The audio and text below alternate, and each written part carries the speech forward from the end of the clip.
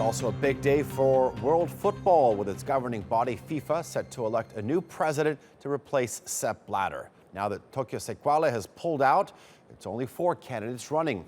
Monitoring all the developments there is our Semra Hunter. Semra, are we ready to bring out the drums just yet? Where are we at in the day?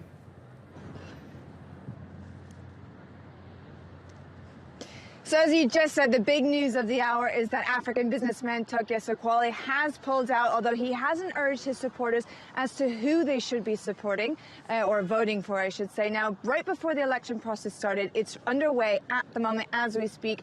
Each association will be called up in alphabetical order. Now, before this election started, we did hear from each of the 4 candidates still in the running. For example, we heard from Prince Ali, who was saying that he would like to bring Kofi Annan into the organization at some point. We heard from Sheikh Salman, who is saying that his track record speaks for himself, which is, depending on how you look at it, either a good thing or a bad thing. There were protesters out here earlier in the day who were blowing whistles, saying that he was a terrorist, that he was having a lot of issues related to human rights. If we go back to 2011 with the Arab Spring, the fact that allegedly he didn't support some football and athletes as well, football players and athletes. Apart from that, we also heard from Gianni Infantino, who's saying that he would bring in more money into the associations. So just a couple of hours to go now, we'll find out who the new president is going to be. Right, so Tokyo Sexwale is out. When you look at the remaining people on the list, you have a sheikh in Mr. Salman, a prince in Mr. Ali, a lawyer in Mr. Infantino, and I think a bubbly drink in Mr. Jerome Champagne. Who do you think is a likely winner?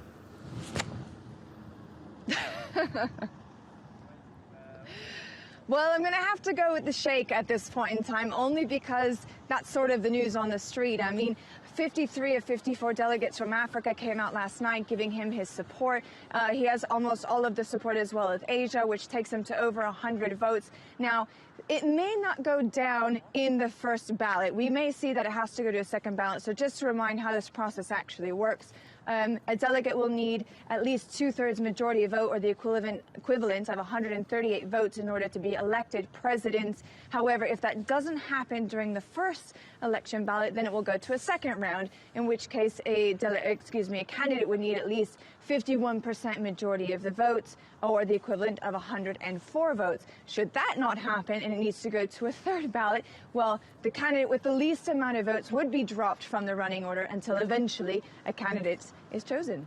All right, Semra Hunter making sense of it all, and we'll have her back as soon as we hear who the new man is. Thank you.